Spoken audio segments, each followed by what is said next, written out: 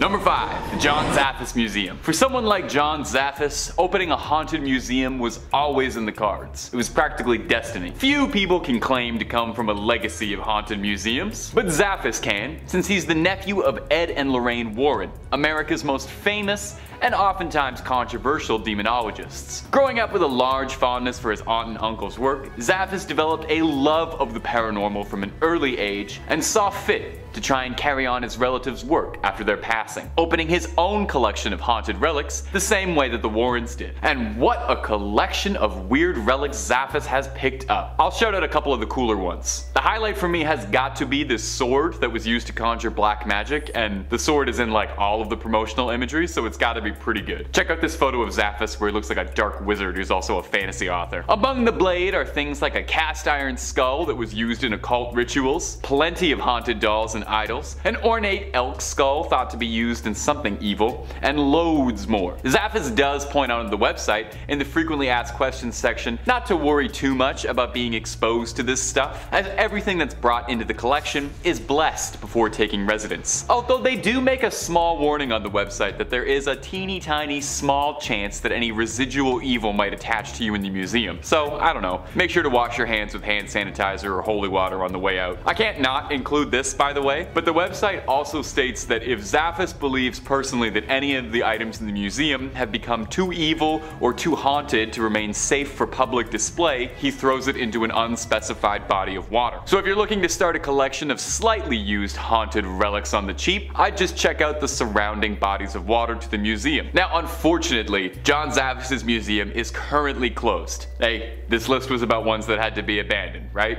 Can't come as too much of a surprise. But for those who are hoping to get a good up-close personal look at these cursed relics, Zapps says he's been searching for a new location for the collection. Hopefully somewhere with some good ventilation, you know, really let all that evil air flow. And hey, if you're looking for more videos about haunted museums, haunted objects, haunted dolls, haunted everything really, we've got all more of that in spades. So stay subscribed to Top 5 Scary, keep the screams coming all night long. Let's keep going. Number 4. The Museum of Medieval Torture Instruments. Pack up the whole family and make sure to stop by at the gift shop for the Museum of Medieval Torture Instruments. Don't worry, there's something for everybody here to enjoy. Make sure you take home the miniature guillotine. One quick look at their website is particularly illuminating. Our main product is emotion, boldly proclaimed as their slogan. Yeah, well, agonizing pain is definitely an emotion, so I can't disagree there. The Museum of Medieval Torture Instruments really is exactly what it says on the tin. It's a massive collection of real historical relics and replicas serving to highlight some of the most disgustingly creative works of engineering ever invented. The kind of stuff that would make Jigsaw and his funny little puppet blush with anticipation. The museum's goal is to remind us just how truly unimaginably cruel human beings are capable of being to each other, and the lengths to which we will go to attain such horrid ambitions. The phrase, "those who don't learn from history are doomed to repeat it," comes up a whole lot on the museum's frequently asked questions page on the website,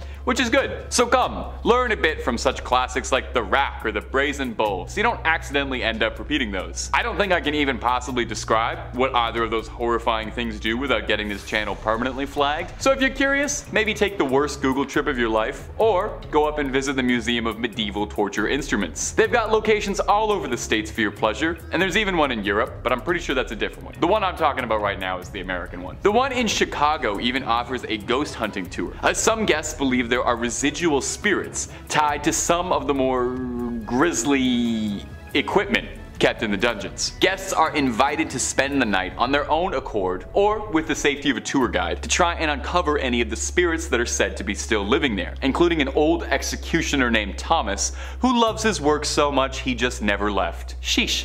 Nearly 1,000 years and he still doesn't take a day off. Some people just love to have their nose to the grindstone, or to forcefully shove someone else's face into the grindstone. To each their own. Coming in number 3, we've got the Shadow Doll. Now, we've all got a particular cursed doll in mind when it comes to the Warrens, and now she's the star of a major motion picture franchise, so it seems that she's always gonna come in first. But there is another doll at the museum that should elicit at least the same amount of fear. That's right, I'm talking about the Shadow Doll. This thing is downright butt ugly. Like, Annabelle as an OG Raggedy Annie is kinda creepy, and they had to make sure they punched up the creepiness with some porcelain features and unnerving eyes for the movie. But if they made a movie featuring the Shadow Doll as is, I think they might actually have to make it less creepy. For real, I don't know if big movie theater chains would allow something like this on their screens. Feels like something out of a snuff film, maybe a low-budget exploitation flick. Nobody's looking at this and saying, oh yeah, I want to watch a whole movie based on this thing. Worse yet, the shadow doll seems to carry a much more terrible curse than most. Plenty of cursed dolls require you to be in the same room as them in order for the worst of the effects to hit you, but the shadow doll just needs you to view a picture of it to generate risk. Just looking at it means there's a chance it'll visit you in your dreams and kill you there, Freddy Krueger style. And based on looks, I don't think it would make it fun like Freddy does. It would just be brutal and upsetting. Goodness gracious. Coming in number 2, we've got the Pearls of Death. These are known for their outrageously dangerous powers. They might just look like a nice set of pearls waiting to be adorned by the fanciest of folk, but be warned, the glamour is not worth the price. And I'm not talking about how much you pay for them. No, it is not money that these pearls want, it is your life. Owners of this particular string of aquatic orbs have complained time and time again of the necklace constricting around their throat and choking them. According to the first woman to adorn herself with this luxurious item, she felt as if she was being strangled as soon as she put them on. She attempted to take them off, but was unsuccessful. Panicked, she rushed out to request help, and it took multiple people yanking on the string to finally set her free. Since then, people have been very reluctant to wear these pearls. Some believe that a Satanist or black magic worshipper cursed the necklace before it was given to the unfortunate woman, kind of like the opposite of a holy person blessing an object. How fun. I wonder if we got a priest in there, whether they could cancel out the curse. I suppose not too many people are willing to test whether or not the pearls are still strangling. And finally, at number 1, we've got Annabelle, the Warren Museum tenant who needs no introduction, the mistress of the glass case, the shadow clawer of college boyfriends, the mega million movie star herself, Annabelle. What a classic cursed doll. Honestly, I'm sure the museum could liquidate most of their other objects and still have a similar crowd come by if they just kept Annabelle. Legendary. She looks a little different in real life than in the movies, although I'm sure this is true of any movie star. We've already discussed her Raggedy Annie appearance, especially compared to the more porcelain figure in the flicks. However, this doll makes up for a lack of spooky looks with a plethora of terrifying tales. After being gifted to a nursing student, Annabelle started acting strange. She'd move around the house on her own and leave little notes to the girls living there. Eventually, she would attack and strangle the boyfriend of one of the students, leaving them desperate for help. The Warrens soon arrived and whisked the doll away. However, they seemed to know just how wretched and terrible she could be, and as such, they locked Annabelle away in a holy box. This seems to keep her at bay, but who knows? Someday she could break free once again. I'm sure there are plenty more extra cursed and haunted objects held at the Warrens Occult Museum, but today we've only got time for 5. Coming in at number 5 is the Pitt Rivers Museum.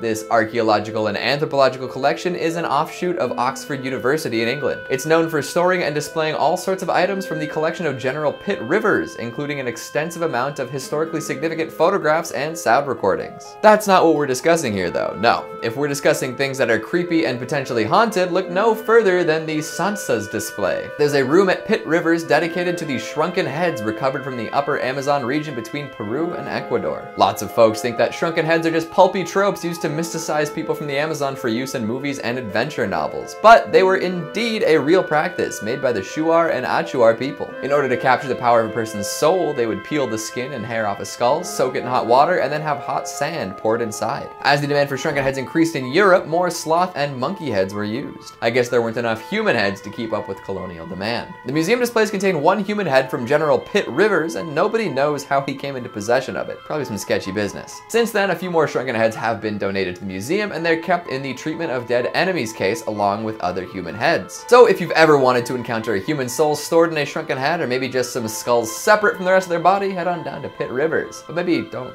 look them in the eyes though. Coming in at number 4, we've got Catacombs di Capuccini. And if just the heads aren't enough for you, consider heading down to Italy to see a massive collection of mummified bodies. Back in the 16th century, the Capuchin monastery ran out of space in its original cemetery, leading the monks to excavate crypts beneath. After mummifying a few friars, it became somewhat of a status symbol to be entombed in the catacombs, with many folks asking to be preserved in fancy clothes. In fact, for a long time, the catacombs were maintained through donations from relatives of the dead. Bodies would be displayed prominently as long as money was flowing, but if donations stopped, they would be moved to less easily viewed areas. Eventually, thousands of mummified bodies were put on display, organized by signifiers like class, class, gender, and profession. Nowadays, the catacombs are open to the general public, so anyone with an interest in preserved people can head out and see. Photography is strictly prohibited, and grills have been put up to prevent people from tampering from the deceased. But if folks were concerned enough to have their bodies dressed up and displayed, I would say they're more likely to stick around to make sure that it happened, right? In a tomb full of thousands of preserved bodies, there's gotta be a few ghosts circulating to make sure everything's the way they'd like it to be.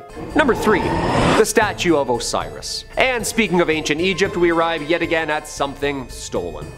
The Statue of Osiris. In 1971, during an excavation in Saqqara, Egyptologist Walter Bryan Emery found a small statue of the Egyptian god of death, Osiris. He and his assistant returned to the dig site's office in a nearby village as Emery took the statue of Osiris with him. Once at his house, Emery went to the bathroom to shower, and after moments, his assistant began to hear Emery screaming. He found him clutching the sink, clearly experiencing some kind of trauma. His assistant said that Emery stood there paralyzed. I grabbed him by the shoulders and dragged him onto the couch. Then I ran for the telephone. Emery was diagnosed with paralysis of the right side of his body and was unable to speak. He actually died the following day. Talk about curse of the pharaohs. It's been said that there was a possession of a Canadian woman who believed her home had also become haunted by said statue. The woman gave it to the Ontario Museum, which returned it home to Egypt. Have we seen this video of said statue moving on its own? Like, this is from a Manchester museum, and this thing is just moving on its own all day. Yeah, this god's pretty powerful, and this stuff needs to be respected, you know? And returned.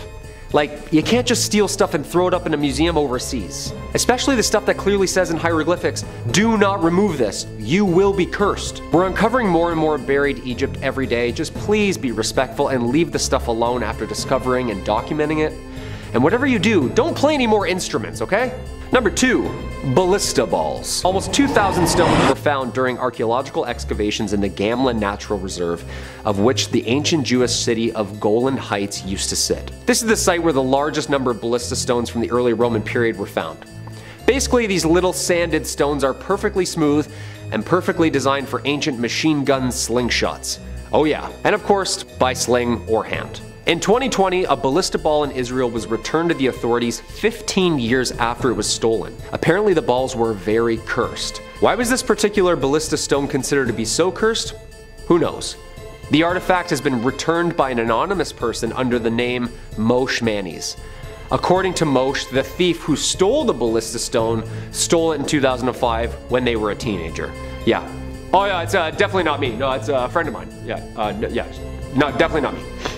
Him and his friends were touring a display of ballista stones at the Jerusalem Walls National Park in the city of David. These ballista stones were used by the Romans when they were fighting in Jerusalem in 70 AD as part of the first Jewish-Roman war, known also as the Great Jewish Revolt. The man returned the 2,000-year-old Roman ballista balls from Gamla and actually wrote a little note on it saying, quote, "These are 2 Roman ballista balls from Gamla, from a residential quarter of the foot of the summit.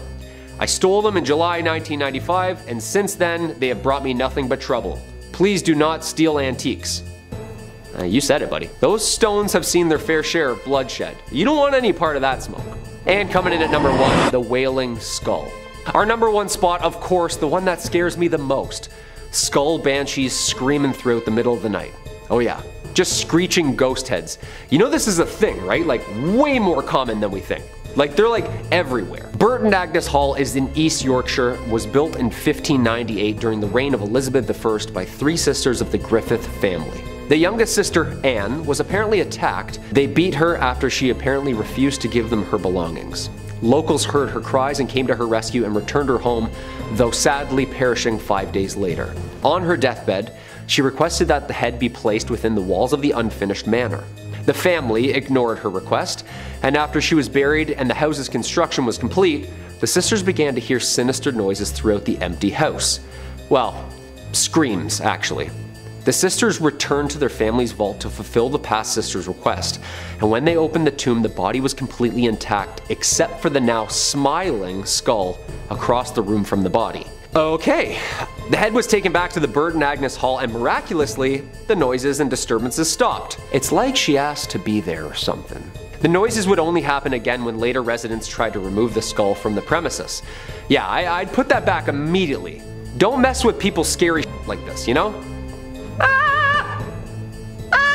The skull was later cemented in the walls for safety. Yeah, I'd hope so. Although the noises have stopped, and still makes a ghostly appearance apparently on the anniversary of her death. I don't know why people go around touching things, moving them around, like leave them where they layeth, you know? Number 5. The Ring of Sylvanas. The Vine Ring, aka the Ring of Sylvanas, is a gold ring dating back to the 4th century AD. The ring was discovered in the fields of a farm in 1785 in Hampshire, England. Originally the property of a British Roman named Sylvanus, apparently it was stolen by a person named Sanicianus, upon which Sylvanus hexed the ring with a curse. That's right. In 1888, the owner of the property wrote about the ring in a history of his property, which is now a National Trust property. The ring went on display there in April 2013, where it's been ever since. Oddly, in 1929, during excavations of the site of the Roman Temple of Nodens at Lydney Park, archaeologist Sir Mortimer Wheeler discovered the now apparent curse that goes with said ring. Consulting shortly after with one J.R.R. Tolkien. That's interesting. The ring is apparently much larger than most rings as well, and was perhaps made to be worn over gloves. The band of the ring has 10 edges. Among it is the goddess Venus engraved, along with the saying, "Live in God." Yeah, that's pretty awesome. The lore goes, while at the temple Sylvanus' gold ring vanished. Believing the thief to be an individual named Sanicianus, Sylvanus demanded supernatural justice. And at the Temple of Nodens, crafted and carved a hexed tablet known as the Curse Tablet, or Defixio. On the tablet, he wrote, quote, "For the god Nodens, Sylvanus has lost a ring and has donated 1/2 of its worth to Nodens. Among those named Sanicianus, permit no good health until it is returned to the Temple of Nodens." Yeah, that sounds like a spell to me. You better return that, buddy. Nodens is like Poseidon. Yeah, that's not good if he's out there looking for you. Number 4. Tutankhamun's trumpets. The trumpets are a pair that were first found in the burial chamber of the 18th dynasty pharaoh, famously known as King Tut. 1 sterling silver and 1 bronze. They are considered to be the oldest operational trumpets in the world, and the only known surviving examples from ancient Egypt. The trumpets were found in 1922 by Howard Carter during the excavation of Tutankhamun's tomb. Yeah, you know, the whole cursed tomb thing. The bronze trumpet was discovered in the tomb's antechamber in a large chest containing other military objects and walking sticks. The silver trumpet was found in the actual burial chamber. Both are engraved with decorative images of the gods. Similar looking trumpets feature in Egyptian wall paintings that are usually, but not always, but most associated with military and war. Silent for more than 3,000 years, the trumpets were played for a live audience of 150 million people through a BBC broadcast live in 1939. And then World War II happened. Because apparently the curator of the Tutankhamun collection at the Egyptian Museum says whenever someone blows into it, a war occurs. The same thing happened in 1967 and the 1991 Gulf War when a student was doing research on Tutankhamun's collection and gave her a whirl. Yeah. The bronze trumpet was one of the artifacts stolen from the Egyptian Museum in Cairo during the Egyptian looting riots in 2011 and then, hilariously enough, returned weeks later. Yeah, apparently it's like really cursed. Like haunted cursed. Guy didn't want it anymore. Shocker. Number 3, the Panang War Museum. I think it's a very good sign that your museum is a friendly, welcoming place. If you Google it and the first results are an article called The Horrors on Ghost Hill, and a listing for an IMDb episode for a series called I Wouldn't Go There, featuring your museum. It's either really hurting or really helping the tourism there. Well, if those warning signs weren't enough to deter you, enter the Panang War Museum, my little ghouls and goblins. It's been described as one of the most haunted spots in Asia, flat out. The Panang Museum is built atop the grave of an old army fort built by the British in the 1930s, but was taken control by the Japanese in the late 30s in World War II, and used to house prisoners for as long as the prisoners lived, which was usually not very long, if the site of the guillotine is anything to go by. After the end of the Second World War, the place had become totally abandoned, until it was retrofitted to become a museum, and serve as a reminder of the grim reality of war and its costs. The whole place kind of has this eerie eerie, abandoned ghost town vibe as you walk through tunnels and old bunkers, serving to try and replicate what it would be like to actually work and spend time in a place like this while it was functioning. Given the very grim nature of the content and the site itself, which was home to so much bloodshed, death, hatred, and all the worst parts of our souls, it's no surprise that the museum has an infamous reputation as a spot for paranormal activity. Guests have reported seeing strange sightings, unusual shadows, and feeling chills as they walk through the bunkers. But all of this begs the question, would ghosts even be scarier than the actual truth of this place? Now, I've never been, but from what I was looking at and gathering for this, it seems to me like the true horror of the Panang Museum is that it's a reflection of some of the worst parts of the human experience. A reminder of what happens during wartime and what people do to one another. This place doesn't need stories of spirits. It's haunted enough as is by the memories that will forever be tied to it. Number 2. The Mutter Museum. Mutter is the German word for mother. That's your fact for today, so you can tell your Mutter that you learned something from this video. Well, this isn't a museum for moms or about moms, although they're more than welcome to come. The Mutter Museum in Philadelphia isn't quite like the other museums on this list. It's not particularly known for being paranormal or haunted, but rather it's a collection of medical oddities and curios all arranged behind cabinets in a very clean, professional manner. It's not known for vengeful spirits or anything walking the halls, but rather just home to an incredible amount of very creepy things in jars. Every picture of the place looks like something out of a mad scientist's lab, a background of a B horror movie set, that one weird place from that one Harry Potter movie, maybe I'm remembering that wrong. Amputated limbs float in jars next to organs, fetuses from all sorts of animals you can imagine, and more bones than you could possibly shake a femur at. They got skulls of all kinds. They got skulls for days. They got an entire wall dedicated solely to the skulls of criminals, and all sorts of broken skulls in disarray, eaten by tumors or other lovely diseases. If you're looking for skulls, they have got skulls. They've got a collection of famous remnants, Albert Einstein's brain if you want to see if some of that rubs off on you, Grover Cleveland's famous tumor. Well, we all love Grover Cleveland's tumor. Pack the whole car up, let's go see that. You know, fun stuff. Now, guests who visit the Mutter Museum do pretty frequently complain of feeling dizzy and uneasy while wandering through the collection, but whether or not that's because of some poltergeist or spiritual influence, or because you're wandering through a 6,000 square foot room looking at hundreds of brains, bones, and disembodied organs in jars, is up for some debate. I know just reading about this thing already makes me feel kind of squeamish, makes my stomach feel all churny. I wonder if they have a little cafe in this one, like most museums have. You think anybody's eating there? And number 1, the Museum of Death. The Museum of Death. Well, I wonder what sort of topics they enjoy covering at the Museum of Death. I bet they have an absolutely illuminating look at pre-Raphaelite art of the late 19th to early 20th centuries. They don't?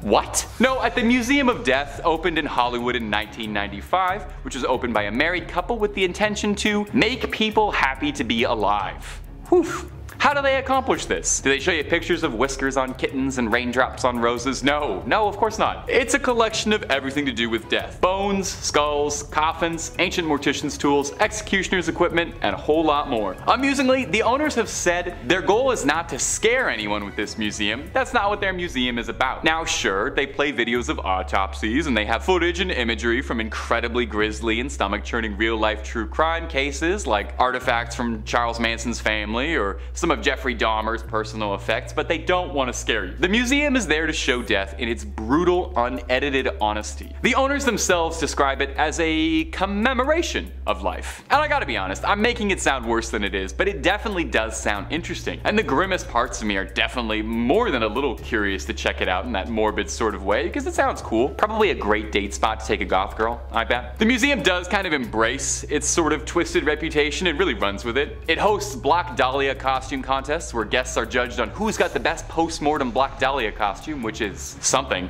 It's not thought to be as haunted as some of the other places on this list, but it does really bring out some visceral reactions in people. Apparently, it's not too uncommon for guests to demand to leave early or to outright faint while walking through the museum. The owners refer to these cases as falling down ovations, which is a very funny turn of a phrase. Now, sadly, if you're listening to all of this and you're already pre-buying tickets for your next trip to LA, sadly, the museum is currently closed down. They are reopening though. They've also got a museum in New Orleans, since their collection of macabre knickknacks is so large it couldn't be contained to just one spot. When it reopens, I recommend you get out as soon as you can. It's a once-in-a-lifetime experience. Coming at number 5, we've got the Satanic Idol. Now, Satan is usually quite a controversial figure. In the past, any mention of the name would have been associated with something terrible, especially as satanic panic swept the nation. Why won't anyone think of the children, right?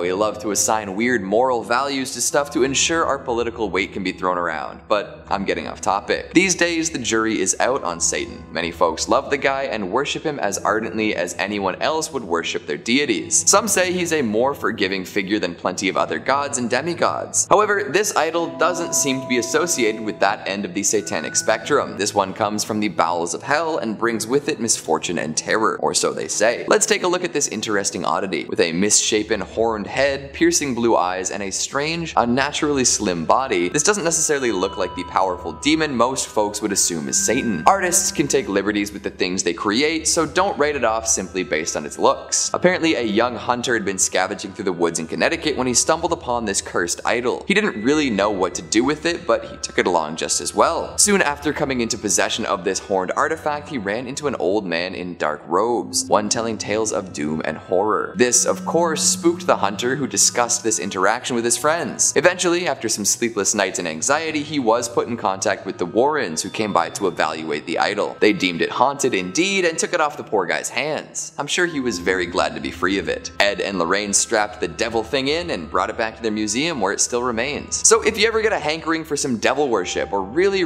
want to look into some Gollum-esque blue eyes, you know where to go. Just be careful. That cloaked man in the woods is said to have been a worshipper of Satan, using the idol in dark and terrible rituals. I'm sure it's safe in the museum, but who knows? Coming in number 4, we've got the toy monkey. What is it about old school toys that makes them so creepy? Like, at some point in history, every single toy maker decided it was time to stop making them look that way and move on to much cuter, cuddlier, cooler, and overall less frightening things. Maybe tastes changed, or folks just collectively woke up to the fact that they were letting their kids play with nightmare objects, but regardless of the reason, I'm glad we've left these designs in the past. Dredging up these figures makes for some good spooky times though, right? Take this toy monkey for example. Would you buy your kids something like this these days? I'd wager no, and for good reason. Not only is it unsettling to look at, plenty of similar monkeys have been featured in the spookiest of scenes across Hollywood, but there's a lot of dark energy imbued in this particular monkey. The one at the Warrens Museum is said to carry a terrible curse. Hell, it was even featured in Annabelle Comes Home. So what does a little monkey have to do to earn such a reputation? Well, this one seems to stalk people, torment them,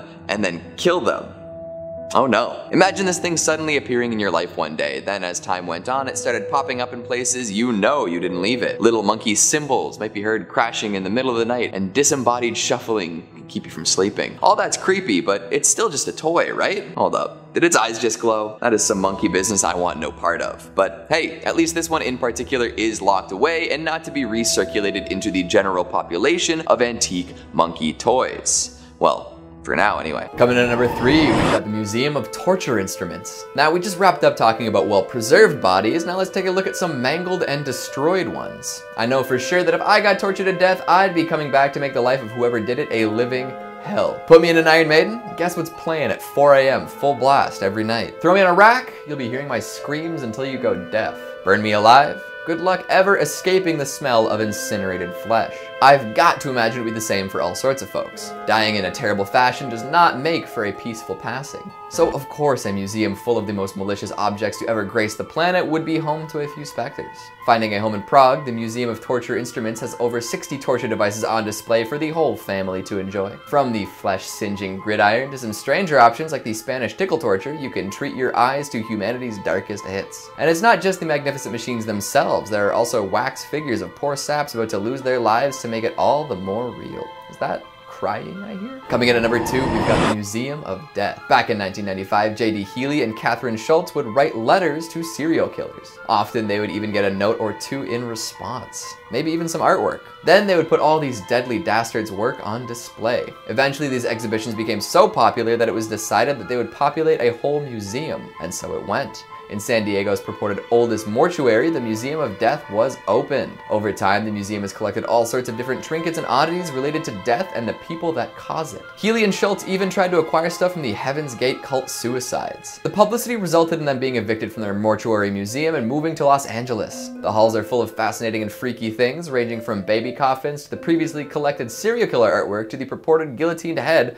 of a notorious French serial killer. Every year they host a Black Dahlia lookalike contest with categories for both pre and post-mortem. It's hard to imagine a place so obsessed with death not having a ghost or two to call their own, especially back when it was hosted in a mortuary. So if you ever find yourself looking at Jack Kevorkian's drip suicide machine and see something appear in the periphery, maybe back away slowly and try not to acknowledge it. And lastly, at number 1, we've got John Zaffis's Museum of the Paranormal. John Zaffis is a second-generation paranormal researcher with over 40 years of experience. He's been all over the world looking for ghosts and demons and other unnatural phenomena. A prolific public presence, he's starred in reality TV shows, made appearances in documentaries, and has been an expert guest on many a radio program. All of this knowledge about the world beyond our own has been put to good use in his very own museum. Many of the items he has collected over the years are held here. While some are simply curios from interesting places, Zaffis claims that a lot of the items held here are indeed haunted. He'll cleanse the items before putting them on display, although some are particularly active and must be kept in special cases. And if you've heard of Annabelle, you know exactly what that means. The museum showcases a sword used in satanic rituals, a military jacket that supposedly gave a girl vivid dreams of the battlefield, and even the Virgin Mary statue that the haunting in Connecticut was based on. It's kind of like Ed and Lorraine Warren's museum, but with a little less Hollywood scrutiny behind it. There's no billion-dollar franchise backing Zaffis, just a few movies here and there. Coming in at number 5, we have Dr. Jack Kevorkian Death Van, also known as the Deathmobile. Dr. Jack Kevorkian's van was a place many people spent their last moments alive.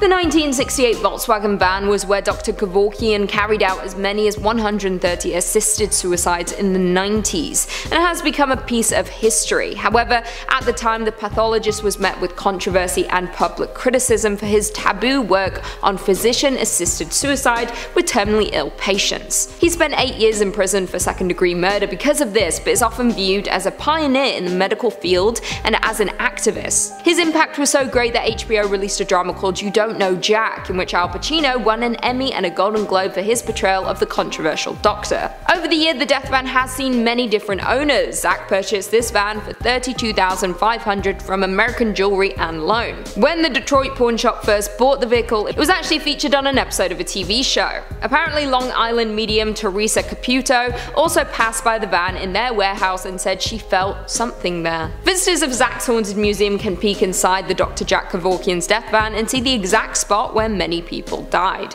Coming in at number 4, we have Edgins Cauldron. This is certainly one of the more gruesome relics on display at Zach Bagans' Haunted Museum, and it's believed to have belonged to the butcher Plainfield Ed Gein. He's known for not only committing 2 murders, but mutilating corpses and fashioning items from human skin. Some of this morbid creation include masks made from real human faces, a human skin lampshade, and a female skin suit. Although his kill count doesn't technically classify him as a serial killer, he's still served as inspiration for several fictional serial killers like Leatherface from Texas Chainsaw Massacre and Buffalo Bill from The Silence of the Lambs. This cauldron is said to have been a place for Ed Gein to boil body parts in, but its authenticity is largely unknown. It was auctioned off in 2015 by a man named Dan McIntyre. He claimed to have inherited it from his grandmother, who bought it in 1958 at Gein's estate sale following his arrest. That's bleak as The highest bidder was Zach, purchasing the little pot for $2,800. At the time, Dan said he was happy to be rid of it, as it was the source of strange phenomena. I mean, I wouldn't want that in my home. Now, Edgins Cauldron calls Zach's Haunted Museum home, where it is said to radiate negative energy. Coming in at number 3, we've got the Haunted Music Box. Just another classic spooky object. Where would we be today without spring-wound machines that generate tinkly renditions of famous tunes? I feel like every 10 movies or so, there's a shot of a haunted music box. Maybe that's a thing of the past at this point, but we do know that the Perron family dealt with a whole lot of nonsense stemming from a music box in the first Conjuring movie. Some things that appear in the Hollywood flicks don't actually exist in the real world, and they're just there to add some intrigue. The samurai suit and the Feely Mealy game were a couple examples of that, but we'll leave it at that for now. We'll focus back on the music box instead. After playing a big role in the exorcism of Bathsheba, it gained some wicked notoriety. Folks who had seen the movie assumed that this object was cursed in exactly the same way. That's not really the case, but it is fun to imagine, right? Music boxes are classic vessels for curses, especially thanks to the general creepy vibe the music can give off. How many cheap horror creations operations make use of a distorted music box song and some creepy childish laughter. Actually,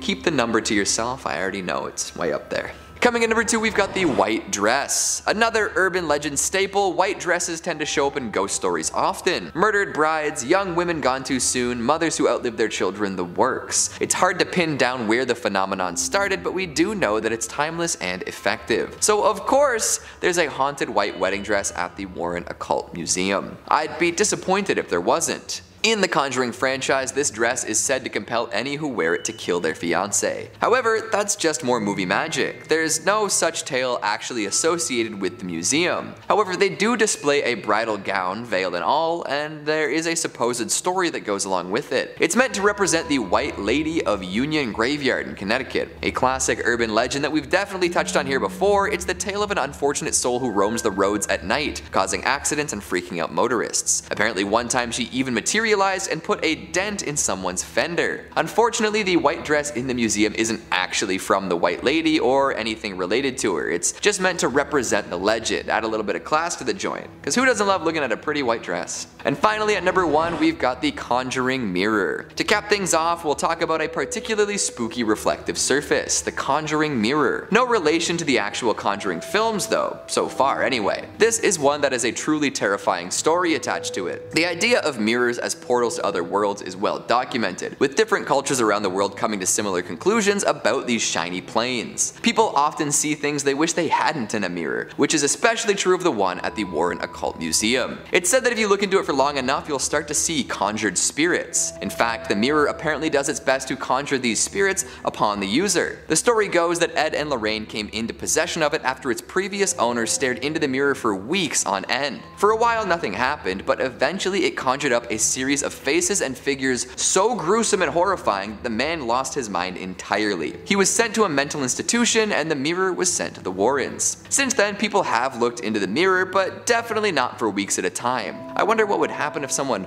replicated the experiment.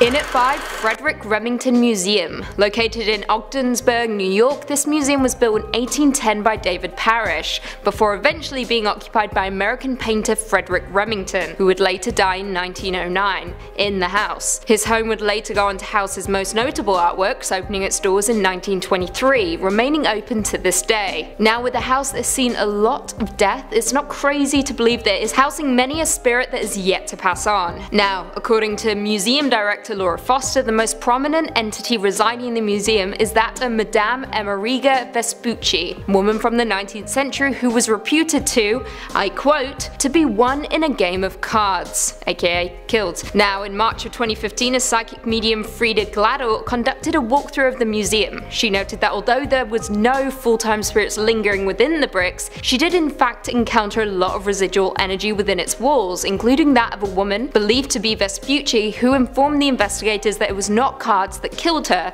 but instead a nasty owner of the neighbouring museum, according to the transcriptions of the walkthrough. Now, Laura Foster has been quoted in saying that a lot of these reports have been embellished and perhaps the ghostly talks of the museum are getting the better of it, but still, supernatural reports keep coming in. In at 4, Merchant's House Museum. Now a museum, the Merchant's House was originally populated by the Treadwell family from 1835 to 1933, and who are rumoured to be haunting the old museum. Many visitors have reported seeing ghostly figures that match up the images of the Treadwell family. Gertrude, the youngest daughter, is most prominently seen roaming the halls. She passed away in 1933. Every year, paranormal investigators flock to the museum, including Dan Sturges, who documents the ghostly activity through recordings and pictures. Though no firm evidence has come out of the investigations, that does not stop the reports from rolling in. Communications manager at the museum, Emily Wright, has stated, "The museum would never come out and definitively say, yes, we're haunted.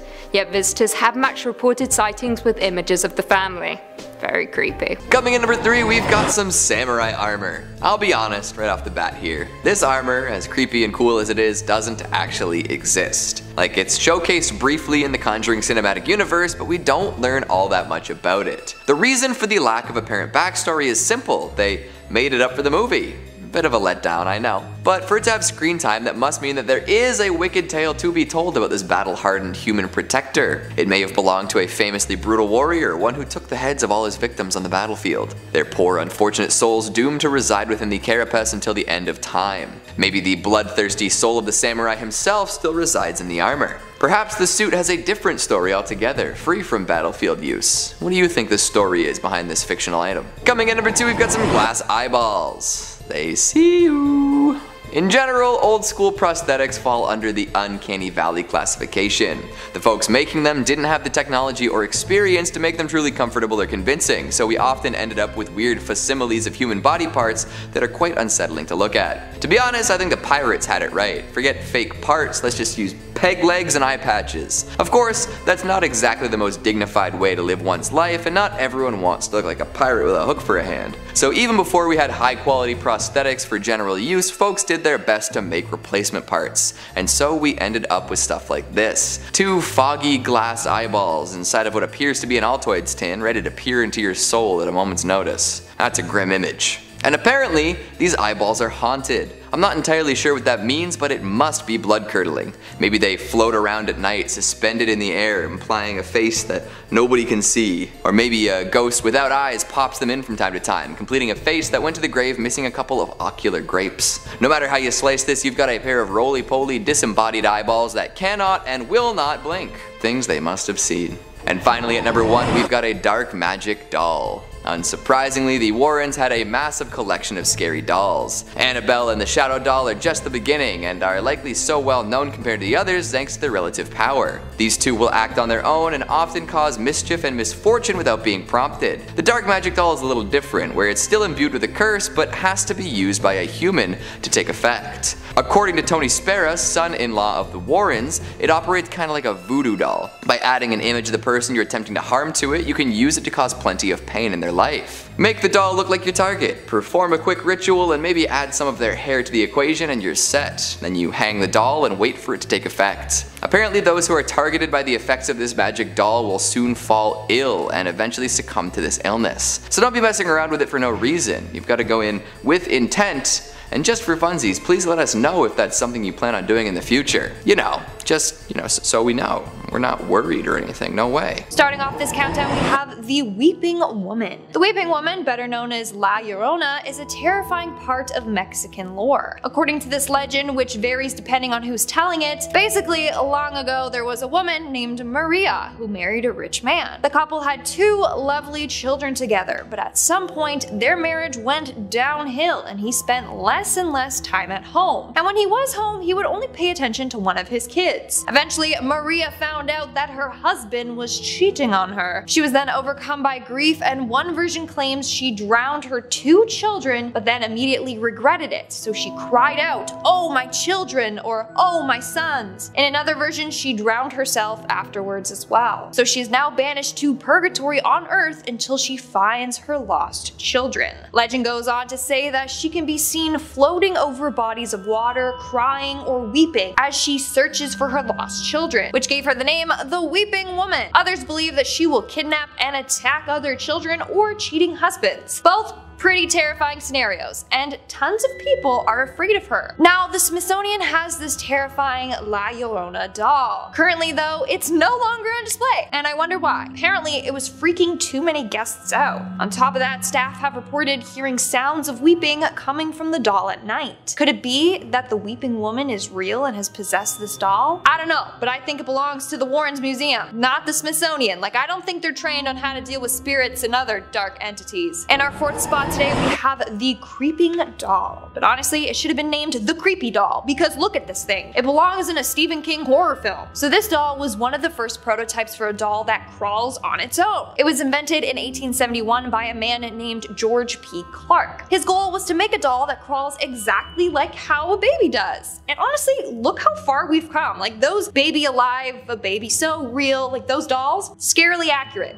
Anyways, so the doll's head, arms, and legs were made out of painted plaster. From there, they were hinged onto a brass clockwork body. The doll then moves forward by rolling along on two toothed wheels. But honestly, it just looks like a creepy robot baby. So not only is this doll terrifying looking, but then it slowly just creeps along. Watch out, this thing will haunt you in your sleep. And honestly, it doesn't surprise me that it's possibly haunted. Staff workers have seen this thing creeping forward on its own. Others have claimed to hear sounds of children laughing or crying near it. Just keep this thing far away from Annabelle, okay? Imagine the damage she could do with those bad boy wheels. Coming in at number 3, we have the Demon House Staircase. The original staircase from the Gary Demon House is said to be so haunted that construction crews walked off the job and refused to come back after its installation. Set back in a dimly lit corner, the wooden staircase rests on a layer of dirt extracted from the location famous for demonic activity. The Demon House was located in Gary, Indiana, and was unfortunately home to the Ammons family. It was said to be a portal to hell, and the demons seemed to emanate from beneath the stairs. The same stairs displayed at Zapps Museum. There were reports of demonic possessions, a child levitating, and many other disturbing events. The family's matriarch, LaToya Ammons, had to undergo multiple exorcisms as a result. It was so bad that even the local police department and social services were convinced of its purported hauntedness. There are things in this world that we will never fully understand, like why Zach decided to buy the home plagued by demonic entities. He did shoot his documentary Demon House there, where he investigated the haunting. It must have left an impact on him because the house has since been demolished and the stairs continue to haunt Zach's museum. Coming in at number 2, we have the Devil's Rocking Chair. This sinister chair is linked to a very famous investigation done by Ed and Lorraine Warren, and its story serves as the plot for the Conjuring The Devil Made Me Do It. Zach actually purchased this chair for $67,000 just hours before the death of Lorraine Warren. Ooh, creepy. The Devil's Rocking Chair was the site of the infamous exorcism of David Glatzel, who was allegedly possessed by a demon. The 11-year-old at the time was being tormented by a man-like demon who resembled a beast with sharp jagged teeth, horns, and hoofs. As the haunting progressed, the chair was said to be under the demon's power, and David would often see the beast sitting in it. Ed and Lorraine performed numerous exorcisms on David in that very chair. The final exorcism was a success, and the demon was expelled from David right into his sister's boyfriend, who killed his landlord shortly after. He pled not guilty due to demonic possession, a first in American history, citing that the devil made me do it. It didn't work, by the way. In 2019, the Devil's Rocking Chair's exhibit actually had to be shut down because it was doing its job a little too well. 6 different people shared the same disturbing experience with the chair. They all had bouts of uncontrollable crying, and one even collapsed above it. The museum having adverse effects on visitors isn't anything new, with ambulances having to be called in the past, but this was the first time in the museum's history that an exhibit had to be shut down. And finally, coming in at number 1, we have Diok Box. In the number 1 spot is known as the most haunted object in the world, the notorious Diok Box. According to Jewish mythology, a Diok is a malevolent spirit that's said to haunt and possess the living, and the Diok Box is home to the evil entity. This wine cabinet is so haunted that it actually served as inspiration for the horror film The Possession. The Diok Box first became a sensation when it was listed on eBay, along with an extensive ghost story attached to it. After some owner hopping, it came into Zach's possession. Shortly after the Diok Box arrived in the museum, holes allegedly began to appear around the haunted cabinet. A downtown Las Vegas marketing executive also apparently witnessed a black-cloaked apparition pass through the exhibit's door while doing a private tour with Zach. This haunted relic is no joke. Even Post Malone was apparently cursed by the Diok when he visited the museum with Zach himself. After touching Zach's shoulder, who was resting his hand on the box, Post Malone had a streak of terrible luck. In less than a month, his private jet was forced to make an emergency landing when 2 tires blew out. His house was broken into by armed robbers, and then he got into a car crash. Coming in at number 5, we've got a mask of Hannah Cranna. This item isn't necessarily intrinsically linked to the famous witch, but it is done up in her likeness and inspires folks to learn more about her magical ways, and that is impressive, so we'll talk about it. Way back when, in the far-off land of New England, there once lived a woman known as Hannah Cranna. She was an individual with a particularly short temper and a tendency to demand things of her neighbors with nothing offered in return. Come on, Hannah. Now, oftentimes her neighbors would say no to these demands, resulting in a bit of a tantrum from Miss Cranna. These could be scary and upsetting, but nothing too terrible, or so they thought. Often, after refusing Hannah Cranna a favor, these neighbors would have some misfortune befall them, and because of the rumors circulating, they didn't usually chalk this up to simple bad luck. No sir, they suspected witchcraft. The idea compounded over time, especially as things seemed to get worse around Hannah. Her husband wandered off into the night and perished after falling off a cliff. This put even heavier suspicion upon Hannah, who at this point was deemed a witch by all of her neighbors. And Hannah Crenna embraced this title with aplomb. Good for her, right? She took to walking around with her rooster, old Boreas, who many suspected to be her familiar. She cursed her baker neighbor to bake less tasty pies, and cursed a young fisherman to never catch a fish again. And eventually she foresaw her own death and made some more of her famous demands in relation to her burial. Her neighbors were told to carry her coffin to her grave by hand, not by cart. She also refused to be buried before sundown. Of course, when she kicked the bucket, they didn't want to deal with all this. But when they attempted to drag her coffin through the snow by sled, it would slide off and down the hill, forcing them to try again. And to top it all off, when they returned to Hannah Crenna's home at the end of the ordeal, it had burned to the ground. A witch through and through. So be careful while looking at this mask. Who knows if somehow Hannah Crenna could still be channeling power through it. Coming in number 4, we've got some satanic books. We've talked quite a bit about the allure and taboo that comes along with satanic rituals. When people find masks, dolls, tombstones, idols, and more associated with Satanism, they tend to get pretty freaked out. They tell tales about what these objects may have been used for in the past and generally attribute a whole lot of dark energy to them. Whether anyone doing this understands exactly what they're talking about is totally up in the air. It seems that every few decades or so there's a brand new satanic panic. X is leading to Y and it's going to corrupt our children. Why won't we think of the children? However, if folks took the time to attempt to understand what they were really talking about, I would bet that the panic might recede a little bit. The frantic reactions of the ill-informed will never stop, will they? On the many shelves of the War and Occult Museum sit volumes and volumes of satanic books. These could be read by those afraid of what rituals might be impacting people around them, or they could sit there and look scary. If you're afraid of something, it is likely that you just don't understand it. Demystifying ideas and people and creatures is often a good way to really get to the core of what makes them scary, and then you can see them for what they really are. People would probably claim that all these satanic books at the museum are haunted or cursed or have a history of being used in evil rituals, but would never themselves read one to find out exactly what the contents entail. Maybe that saves them from being haunted, but also it could cause them to live in ignorance longer, using fear as an excuse to make broad assumptions and statements. I know this isn't a fantastic analysis of the actual books found at the War and Occult Museum, but I feel like when discussing things like this it can be helpful to encourage curiosity over fear. Who knows? Maybe you'll learn something useful. Hopefully without having to resort to rituals and sacrifices. Coming in at number 3, we have the haunted painting. The Smithsonian is home to a number of beautiful, artistic, and haunted paintings. Take this painting for instance. It's called Memorial and was painted by Benton Spruance in 1951. Just by looking at it, it gives me the chills. The painting features a bunch of floating creepy heads or masks with a skull and cross in the background. For starters, why does that one eyeless lady look like the mom from Coraline? Like, I saw the painting and that's immediately what I thought. Unfortunately, not a lot is said about this art piece, but Benton was known for creating pretty dark pieces of work, this being one of them. And according to a number of visitors and staff members, they believe that this painting is haunted. For starters, guests have complained about feeling uneasy near the painting. Workers have experienced the exact same thing. They claim that the painting gives them the creeps. Not only that, but apparently there was also a cold spot around the painting, which was odd because there was no vent or anything nearby. But around the painting, it felt as if someone was blowing cold air directly on the back of their neck and arms. Now, the painting was gifted by a man named John B. Turner, and it makes me wonder, why did he donate it? Did he know it was haunted? Did creepy things happen to him when he was around the painting and that's why he donated it? Who knows, but probably.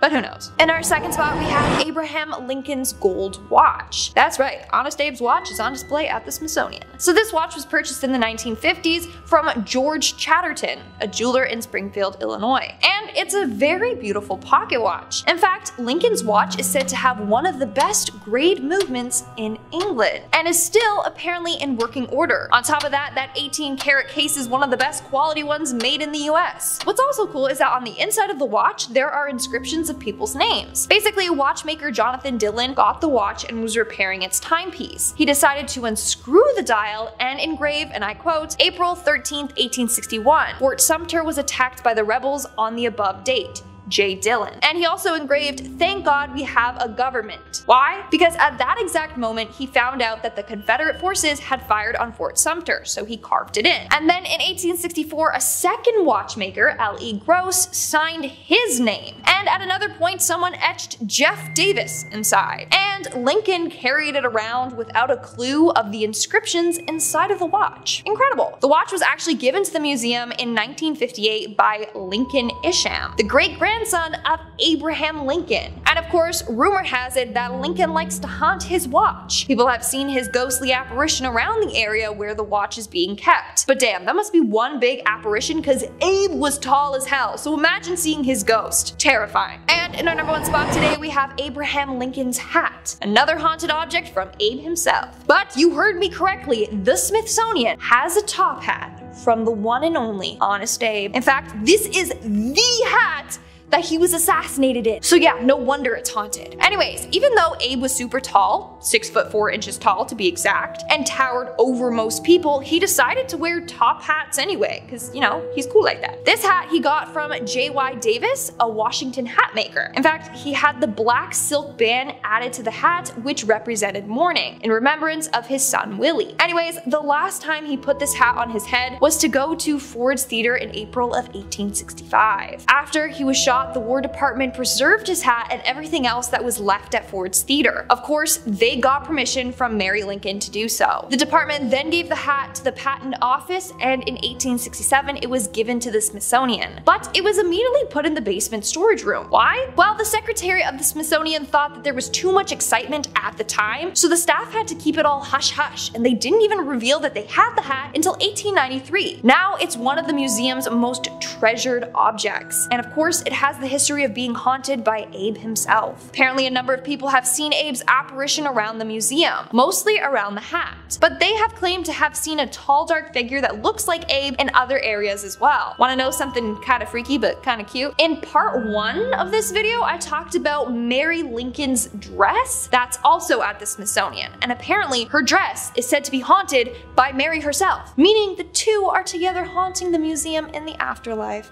Well, kinda sweet, right? #5. The organ. Music is the basis of like every good horror movie, isn't it? Music playing from the other room by itself? Yeah, that scares the shit out of me. When I forget my Bluetooth is on and I hear the music from the other room, my heart skips a beat. And there's some Shakespeare sonnets on there, you know, so it sounds like some dudes in the other room just talking to me in Old English. Well, there's actually an instrument that plays by itself, apparently, every night around 9 p.m. Unless it has priests bless it to keep it only wood and ivory. Apparently it likes to play a little number or two from the other side. Residing in the Warrens Occult Museum in Monroe, Connecticut, Ed Warren, the husband of the famous demonologist duo, apparently likes his classic music. Well, not live, I should say. He obtained the organ apparently after authorities cleaned out a haunted house owned by Reverend Eliakim Phelps in Stratford, Connecticut. Somebody from the authority at the city of Stratford reached out to Ed asking him if he'd be interested in obtaining a musical instrument in which needed some special handling. Nothing like a dusty old haunted organ, like the old hockey games and churches organs, you know? Apparently one night Ed was woken up by the sounds of the chords of the organ being played. It was late at night, so naturally Ed thought maybe someone had broken in and was fiddling downstairs with the instrument. Ed went down to check it out, and as soon as he entered the museum where the Warrens' haunted items are kept, the organ would just stop. Yeah, creepy. And also annoying. Like, why do ghosts always do that? It's so like trickster of them, you know? This would happen over and over and over again. The organ finally stayed quiet semi-permanently when after the Warrens asked a priest to bless the organ on a regular basis. Apparently it needed to be continuously cleansed or else the mysterious pianist would start their eerie tune again. Yeah, organs have to be the scariest instrument on this planet. So Halloween-y sounding, you know what I mean? And so Dracula-ish. Toccata in D minor, just Number 4. The wedding dress. Your wedding day is supposed to be the happiest day of your life, isn't it? Dressed to the nines, till death do us part, cake smashed into your face, yada yada yada, and of course, that iconic wedding dress, you know? Yeah, it's tradition. So what's this wedding dress doing in the Warrens Occult Museum then? Well, the official story behind the white gown in the Occult Museum is that of the White Lady of Union Graveyard. She has been spotted for decades. Many claim they have seen the lady in white at Union Cemetery. She's said to walk the graveyard at night, and locals tell us they've also seen her on nearby roads. Union Cemetery sits just off the junction of routes 59 and 136 in Easton, Connecticut. The legend goes, it's the home of a spiritual entity that allegedly walks the property. I can tell you that now for a fact that this place is haunted. It's one of the most haunted places around, said Lorraine Warren herself. Yeah, and she's seen some stuff in her time. One of the most infamous encounters is that late one night a man was driving down Stepney Road in his pickup truck just past Union Cemetery. Out of nowhere, a woman in a white dress appeared in the middle of the road.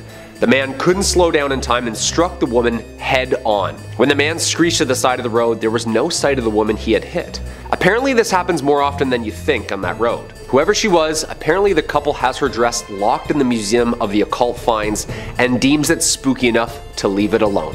In at 3, Torquay Museum. Now I just had to include this one on our list, not only because it's creepy as but also because it's in my neck of the woods, Devon, England. Torquay Museum was founded in 1844 and holds a dense collection of artifacts from across the globe. Now there is no firm evidence or folktales reported on the museum, but there have been 2 unexplainable occurrences over the last 10 years that even paranormal investigators can't seem to wrap their heads around. To begin, on the 19th of July 2015, an article was published on the Daily Mail website seemingly showing a woman in old-fashioned clothing emerging from the floors of the museum. Take a look. Now, looking at it, you may just think it's a hazy picture of a girl in front of a fire. However, this picture was taken during one of the ghost hunting evenings at the museum, and according to multiple sources, nobody was in the room. Manager of the museum Carl Smith said, "We saw something in the middle of the photo, and when we adjusted the contrast, we clearly saw the woman. It was a bit of a surprise and pretty creepy. From the angle of the photograph, it looks like she is submerged into the floor, almost like she is below floor level." Creepy stuff. However, this isn't the only unexplainable evidence to emerge out of the museum. A year later, CCTV footage captured this moment from the museum gift shop. Take a look. Now, papers flying off shelves isn't abnormal, but the rate and speed in which it happens certainly is. I'm calling Ghostly Farm Girl spirit for sure. What do you guys think though? In at 2, Smithsonian Institution Building. Opening its doors 10 years after our previous number is the Smithsonian Institution Building, and it is rumored to host many spirits within its museum, including founding donor James Smithson, whose remains have resided in the museum since 1904. Now, in 1973, Smithson was briefly disinterred after claims of his spirit wandering the halls of the museum at night began to surface. The coffin was opened and his skeleton was still in its rightful place, thank God. The reports still come in of his unsettled entity roaming the building. Smithson isn't the only spirit to supposedly be haunting the building either. Spencer Fullerton Baird is another sighting written about by the Washington Post. Baird was the museum's first ever curator, and he is also rumoured to be walking around the halls with Mr. Smithson. Other sightings include explorer Emil Bessels, Secretary Joseph Henry, and paleontologist Fielding B. Meek, who died in one of the castle's towers with his cat. Have you been to the Smithsonian? If so, have you seen anything otherworldly roaming the halls? Crying for help, perhaps? Let us know. And finally, in at number 1, the Cleveland Museum of Art. Not only a world famous art museum, but the museum located in Cleveland may now be the most notable for housing the spirit of Claude Monet, the infamous French Impressionism painter. If you don't know, Monet had a distinctive look, a full salt and pepper beard, and would typically be pictured wearing bowler hats. So when reports started rolling in of staff spotting a man that resembled that description surveying the museum, people got interested. After a new installation arrived at the museum named Painting the Modern Garden, Monet to Métis, a staff member snapped this shot of a man that looks frighteningly similar to Monet, overlooking the new installation. Now, many have accused the museum of setting the picture up themselves in order to draw on the public. However, with the museum's history of ghostly residents, it seems unlikely. Former museum director William Mathewson Milliken has known to be spotted from time to time wandering around the museum, as well as the subject of the painting Portrait of Jean-Gabriel de Thiel at the signing of the Treaty of Vienna by oil painter Jacques-André Joseph Aved. They've also been noted to be spotted observing their own likeness in the picture. There are far too many reports to go on, otherwise we'll be here all day, but I highly suggest you look into the ghostly accounts from the Cleveland Museum of Art. Truly creepy. Coming in at number 5, we've got a vampire coffin. Say what? The resting place of an undead bloodsucker? In this museum? Well, what happened to the previous tenant? Was it forceful eviction, or maybe a what we do in the shadows scenario where a vampire hunter snuck in through the basement and exposed an ancient vampire to sunlight? Regardless of how they came into possession of this burial box, the story probably isn't too pleasant. Still though, what a find. According to Ed and Lorraine, the coffin once belonged to a modern day vampire, but they didn't really elaborate too much on the details. That kind of vagueness just makes me want to know more, you know? Unfortunately, that story may have died with the famous couple, but we can definitely consider a whole plethora of options. There are all sorts of implications that come along with someone claiming to possess a vampire's coffin. How modern are we talking here? Were there other vampires in this one's undead community? Are they trying to blend in with the rest of society at this point, or is it a John Carpenter's vampires scenario where they're looking for more blood than ever? There haven't been too many sightings of vampires lately, at least by my count, so one has to wonder what's been going on. Twilight is trending again, so there's gotta be some sort of vampiric element in the air. A couple more months till October and then we'll know for sure. I wonder if there's anything inside the Warrens' coffin. I guess we can't really check at this point, but hey. If anyone has visited or seen someone open the coffin, would you be so kind as to drop the details down in the comments? I'd love to know if there are any rosaries, fangs, or vampire bones left behind. Maybe even some scorch marks that might suggest that the vampire did indeed get burned. Gosh, a modern vampire. I wonder if they like video games or watching sports on TV. Coming in number 4, we've got cursed photographs. Cue the Nickelback jokes. Look at this photograph. Every time I see it makes me suffer. Not as catchy, but you get the point anyway. While none are particularly legendary, you can definitely assume that any photographs at the museum have a creepy backstory. I'm actually kind of surprised more cursed photos aren't circulating these days. It seems like a lot of photographs with spirits and curses imbued within are from the age of the darkroom, or even before that. Do you think that tin-type pictures were more likely to be cursed? I suppose there was the good old practice of death photos. Plus, plenty of folks got included in family photos, even post-mortem, because the experience of having your picture taken was so rare. Folks have a lot more opportunities to snap pics of their friends and family these days, so images of corpses made up to be more alive are probably less common, at least as far as I know. The internet is a deep and dark place, and I'm sure there are folks who would pay top dollar for something like that taken with a mirrorless DSLR.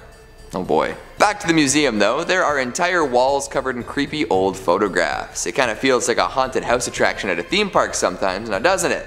We've got brides with their faces totally obscured, white dress and all. Are those flowers symbolic or something? I guess we can't really know. Images of sinister looking men in hunting garb adorn the walls as well, making folks wonder what their story might be. Sullen-faced children looking past the camera, images of demonic figures, questionably dark photographs of things difficult to make out, the works. To look at these photos is one thing, but to have one in your home is something else entirely. Thankfully, they're at the museum and not for sale. However, there is the good old theory that photos of the photos might bring the effects of the curse wherever they're viewed. So like the shadow doll, you might be done for just by looking at these pictures of pictures. Maybe consider investing in some holy water or seeking out the advice of a paranormal expert. Good luck with all that. Number 3. The purple sapphire. Well, not really a sapphire, but actually an amethyst. The spiky purple quartz looking thing. Hey, who said that haunted to hell items can't be precious and beautiful? Well, don't say that, because apparently this one is cursed, like cursed. The mysterious Delhi purple sapphire is now permanently on display as part of the Natural History Museum's vault collection of precious gemstones. The mysterious stone is rumored to have been stolen by a British soldier from the Temple of Indra, the Hindu god of war and weather, in Kanpur, India, during the Indian Mutiny of 1857. It was brought to England by Colonel W. Ferris, whose family then supposedly suffered many financial and many health problems. I love how financials first. The stone was given to Edward Heron Allen, a scientist and writer, in 1890, who claimed to have started having bad things happen to him and those who were lucky enough or unlucky enough to see or hold it. He came to the conclusion it was hexed with a curse, and eventually decided to have it stored away in a bank vault inside 7 locked boxes with a note of warning to anyone who dare handle it. Allen warned that the Delhi purple sapphire is cursed and is stained with blood, and the dishonor of everyone who has ever owned it. Weary of its alleged powers, he kept it locked away in 7 boxes and surrounded by good luck charms. He also left strict instructions not to remove the amethyst until 33 years after his death. It's very specific. Heron Allen's own daughter was forbidden under every circumstance to even touch or handle the stone, which, half a year after her father's death, she donated the amethyst to the Natural History Museum where it's on display today. Okay, so his own daughter donated this thing. She didn't even want it. That's a little spooky. Now I mean, he was a writer, and writers can exaggerate sometimes, but not giving it to his own daughter and her not wanting it at all after his death? That sounds a little bizarre to me. Number 2. The Haunted Book. Okay, so sometimes we all find spooky doodles from the past we drew as kids. Finding old spooky pictures or letters written, that can be fun and great for scary stories. Apparently I drew aliens a lot. Yeah, who'd have thought? This next item holds more than just letters though. It holds power. This haunted book was given to Brighton's very own haunted house, Preston Manor, after a Kent family who owned it claimed it caused them to be plagued by ghostly visitors and spectral visions. A haunted ledger which was found bricked up behind a shop wall has been acquired by the museum.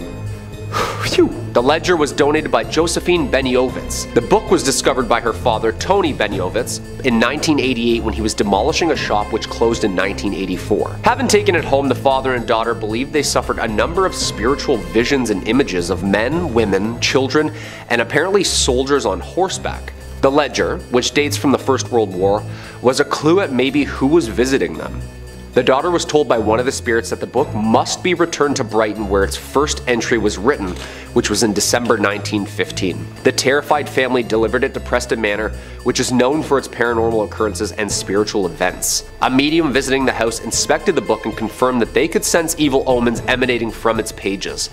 It remains locked up only to be viewed after cleansed. Yeah, I don't think I'm going anywhere near this thing. Yeah, all those old books are usually wrapped in like someone's skin or something evil. Yeah. No thanks. And coming in at the number 1 spot, the Iceman. This definitely had to be my number 1 spot.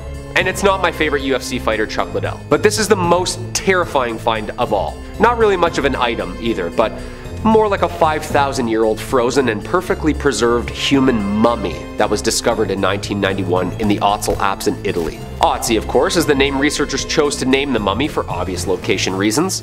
This frozen mummy is of a man who believed to have lived 5,300 years ago. Ötzi is believed to have been apparently murdered before being frozen in its time. This is claimed after the discovery of an arrowhead found embedded in his left shoulder and various other wounds on his body. He also has multiple different DNA types on his clothes, suggesting he was in combat or in danger in his last moments. The nature of his life and the circumstances of his death need more investigation, but scientists believe he's Europe's oldest natural known human mummy, offering a very shiny new view of the Copper Age. A huge glacier surrounded him after he died of exposure and preserved his body in a mile-high ice cube. However, this is where it really gets spooky. Once unearthed, rumors of a curse surfaced too and grew stronger as people linked to him began to die, often in accidents or natural health problems.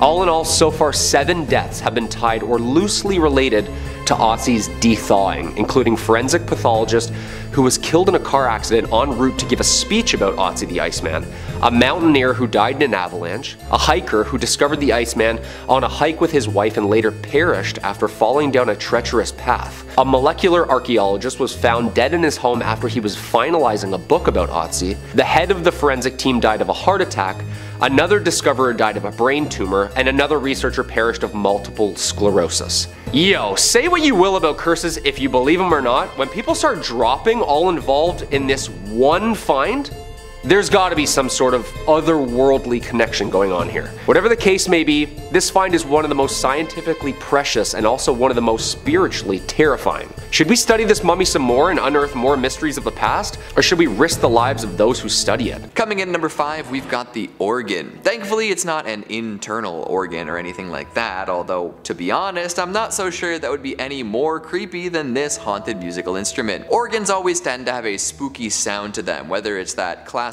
bit from Bach's Toccata and Fugue in D minor, or some old hymnals echoing through an empty church. The pipes and keys combine to create spine-chilling music more often than not. It's a classic sound used to elicit fear and atmosphere in all sorts of different environments. So of course the Warrens brought one back to the museum. It's not a grand affair, definitely not a pipe organ or anything close to one in size and scope. However, it does make up for a general lack of volume and dynamics with an array of haunted energy. The main main thing that tends to set people off about this musical instrument is the fact that it likes to play itself. It's not a player piano, nor is there any sort of mechanism inside that would suggest that it was ever meant to make music without the help of a musician. But when the clock strikes 9 p.m, or the museum's apparent witching hour, this keyed instrument starts to play. I'm sure the first person to discover this detail was sufficiently spooked. Playing on its own isn't the only oddity associated with the organ. It's also known to cause anomalous things to happen to folks who play it. One might see a strange man standing beside the stool as they play, or maybe they'll have dreams full of haunting music for a while. If you go in and hit a few keys on this organ, maybe even sit down and play a fugue, all sorts of unfortunate events may be in your near future. After the organ was retrieved from the supposedly haunted house of a reverend, it was placed in the museum. Interestingly enough, no anomalous activity was reported before it was brought back. However, the Warrens were no slouches when it came to decorating, and soon enough the organ was covered in all sorts of other interesting oddities. Now, this idea I came up with on my own, so don't take it as a fact or ask me to cite anything. But what if the things the Warrens placed upon the organ caused it to become haunted? Maybe the curses dwelling inside of those objects came out and played the organ themselves. Food for thought, for sure. Coming in number 4, we've got human skulls. Speaking of objects that may or may not be cursed but also make for great decorations, the Warrens had quite the collection of human head tops. The pearly white bone matter that makes up the shield for our most important organ. That's right, plenty of human skulls in the museum. And not just for archaeological and medical purposes, these were skulls supposedly used in different satanic rituals. Oh boy. There's one in particular that stands out thanks to its interesting coloration and decorations. The eye sockets are painted bright pink and really pop, and some of the teeth are a yellowy gold, and there is a large star adorning most of the skull's forehead. It's placed on an ornate stand among a plethora of other spooky knickknacks. I guess I shouldn't really be comparing a human skull to a knickknack, but here we are. Now, like I said before, the human skulls accumulated by the Warrens were supposedly used in satanic rituals quite a few times. I can't really elaborate on exactly what that would look like, but the fact that they were there means that it's possible the skulls are now cursed. The demons contacted during said rituals could have left some sort of residual energy in and around the skulls, especially because they did originate from humans. Folks have been terrified of satanic rituals for ages, often using them as shorthand for scary, morally depraved activities. We might not be able to figure out exactly what happened with these skulls, but they definitely hold some sway over folks who might visit the museum. It's morbid, it's creepy, and it smacks of the paranormal. Just hope that this kind of thing never ends up happening to your skull. Or you know what, maybe you'd prefer that the top of your head ends up in a museum. That's one way to stick around for a while, right? In our third spot today, we have the ancient Egyptian treasures. Rumor has it that a number of treasures or artifacts from ancient Egypt are cursed. I mean, you all know about King Tut's curse. Well, there are a couple of items in the Smithsonian from ancient Egypt that are definitely haunted. For starters, we have the scarab. This scarab is believed to be from King Tut's tomb. For starters, it is believed that bad luck will fall on anyone who handles King Tut's body or other artifacts in his tomb. Everything in there is believed to be cursed by King Tut himself. I'm sure you've heard of the story of Howard Carter and his team that excavated the tomb. After doing so, several of the people involved died suddenly and mysteriously, so it's believed that this scarab is cursed along with the other items there. And then we have the mummified cat head. Yeah, you heard me. Now this one actually isn't from King Tut's tomb, but a woman named Mab B. Nylon donated a cat's head. Yeah, just the head. Who knows where the body is? Hey, maybe she kept it for herself and it's on display in her house. I'm not gonna judge. Anyways, this creepy thing is a preserved mummified cat's head wrapped in linen. Inside contains a real cat skull. Well, according to a number of workers, they have seen a ghostly cat apparition move around this display. This damn ghost cat is probably out looking for the rest of its body. This cat has also been seen wandering the halls and in several other exhibits as well. Moving on at number 2, we have the Black Aggie. This all started back in the 1800s when a woman named Marianne Hooper Adams, known by her friends as Clover, sunk into a terrible depression. As a result, she drank some of her photography developing chemicals and took her own life. After her death, her husband commissioned a sculptor to make a memorial statue of her. It was named the Adams Memorial, and later Black Aggie. But because of how it looked, people called it grief. And that's when this creepy legend surrounding it was born. Legend goes that if you stare into her eyes long enough, they'll open up and start glowing red. Those that see her eyes will either be killed by her or she will cause you to go blind. Not only that, if you sit on the statue's lap at midnight, then you will die within 2 weeks. It's also said that pregnant ladies should never go near her. If they do, she will cause them to miscarry.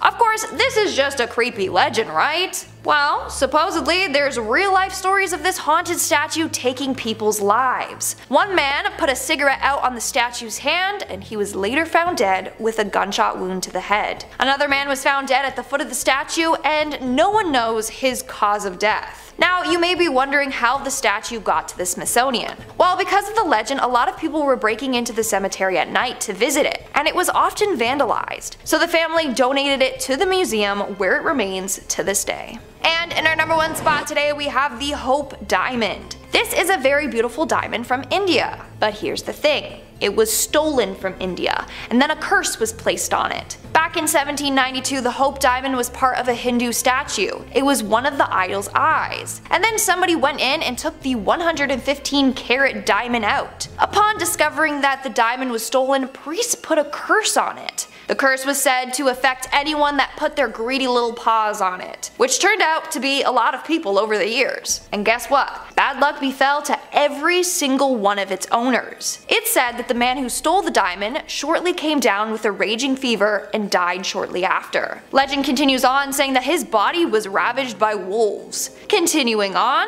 King Louis XIV bought the stone and had it recut in 1673. He died of gangrene, and all his legitimate kids died early on in life. Then we have Marie Antoinette. Apparently she wore it as well. And we all know how bad things ended for her. Another story involved an heiress named Evelyn Walsh McLean. She bought the Hope Diamond and everyone around her started to die mysteriously. First it was her mother-in-law, then her son, then her husband left her and later died in a mental hospital, and then her daughter. She later sold the diamond to get rid of this curse. That's not even half the people affected by this diamond, like the list goes on and on. Now the haunted diamond is on display at the Smithsonian. Hopefully no one will ever try to steal it because we don't need to relive its curse over again. Starting off this countdown we have Mary Todd Lincoln's dress. This beautiful dress was once owned by Mary Todd Lincoln, Abraham Lincoln's wife. It's a beautiful purple velvet dress with satin and lace detailing. She wore this dress during the Washington winter social season in 1861 to 62. But here's the thing. After her husband's death, Mary went into mourning for a long period of time. In fact, she stayed in widow's clothes up until her own death in 1882. So she had no use for this dress anymore. So she gave this dress and some of her other items to her family members. This dress was given to her cousin Elizabeth Todd Grimsley. In 1916, Grimsley's son sold the dress to the Smithsonian's First Ladies collection. And now, apparently, it's haunted by Mary Todd herself. People have heard weeping when they have been near this dress. On a number of occasions, they have actually seen Mary Todd Lincoln's apparition by the dress. Thankfully, she means no harm. But if you think about it, it's quite sad. Even in the afterlife, she's still mourning over the loss of her husband. Hopefully, she can eventually find peace and reunite with him. Moving on to number 4, we have the Smithsonian. One of the most haunted items in the Smithsonian is the museum itself. It is haunted by a number of ghosts. As a result, they actually offer ghost tours on location for people interested in the paranormal. On a number of occasions, workers have seen past Smithsonian scientists who would work on the collections there. But the most active ghost is that of the Smithsonian's first curator and second secretary, Spencer Fullerton Bard. Almost all of the night guards at the Smithsonian have seen his ghost wandering the halls. They see him gliding through the halls, people try to talk to him, and then he disappears into thin air. Then you have the ghost of Secretary Joseph Henry that also likes to show his face around town. According to the night guards, they said, and I quote, "Henry is often seen fully clothed in the garments he wore in life, walking through the exhibits before returning to his post. His post being the statue the museum has in place for him." Dude, what in the night of the museum is this? Seriously. Then you have the countless unidentified entities that also haunt the halls. These are just like black shadowy figures people have seen in passing. At least it seems like these ghosts mean no harm. Like, sure, it's kinda spooky, but at least they aren't malicious. Also, hit that thumbs up button if you want to see me go ghost hunting at the Smithsonian. I'm down. I'm down. Coming in number 3, we've got demonic masks. Masks hold such rich meaning all across different cultures. The obscuring of one's face can cause so many things to happen, both good and bad. There's the classic idea that once a person puts on a mask, they will finally act as their true self. Others know that masks can protect folks from recognition, whether that means from other humans or paranormal entities that want to take something from you. On stage and in day-to-day performance, masks are associated with deception and hiding one's identity. So when they're used in dark rituals or other haunted rites, they may be inhabited by things other than people. Take a walk around the museum and you will find a treasure trove of creepy and disturbing face coverings. Uncanny Valley inhabitants of the highest order, these creations of rubber and paint can really be upsetting to look at for too long. Red-faced demons, dirty hags, strange screaming mouths, and more. A lot of them remind me of classics from Halloween 3 and Goosebumps, two mask-based experiences that shaped my childhood in ways we can't really get into today. Don't put any of them on, for nobody knows what might be dwelling within. Could be a nice spirit, or even better, nothing. Although there's always the risk of a malevolent demon waiting within, eagerly anticipating the moment an unsuspecting victim dons the mantle. Maybe stick to medical masks for now. No demons should be waiting in there, plus you'll keep all your droplets to yourself. Coming in at number 2, we've got the Tombstones of Children. Yes, you heard that correctly. The Warrens had a collection of grave markers meant to sit above children who passed on. Now, in their defense, apparently these had been collected after they exorcised some demons raised through satanic rituals. The tombstones were not originally moved by the Warrens, but by those who would perform these dark deeds. The Warrens simply took them to the museum after all was said and done, likely in an attempt to prevent others from using them in further rituals. Definitely a strange collection to have, all things considered. Is there something about a child's tombstone that makes it extra potent for ritual use? I wonder what the rationale is behind that, other than sounding extra taboo. And finally, at number 1, we've got a haunted brick. On its own, a brick doesn't seem so bad. It's just a bit of dried clay, that's all. But this brick is special. It was taken from Borley Rectory, also known as the most haunted building in England. This home, built for the rector of the Borley parish, had gained quite a bit of notoriety before burning down and being demolished. After it was built, many claimed that it was haunted by a number of spirits. These claims multiplied when a paranormal investigator published an account of his visit in the Daily Mirror. From there, many more folks decided to see what all the hype was. People claimed to see little Victorian boys roaming the grounds, only to disappear without a trace. Cars have been assailed by phantom thumps, and ghost lights shine brightly in their mirrors. But why would a building built for a rector be haunted from day one? Well, there's an ancient rumor that Borley Rectory was built upon the same grounds that the Benedictine monastery once stood. It was here that a monk and a nun partook in a forbidden relationship, eventually culminating in their untimely deaths. Since then, their presences have been felt all over the grounds, causing bells to ring without anyone around, recording equipment to malfunction, candlesticks to be thrown, and animals to be spooked. The rectory and the monastery are gone now, but the Warrens did procure a piece of the famously haunted place before it fell.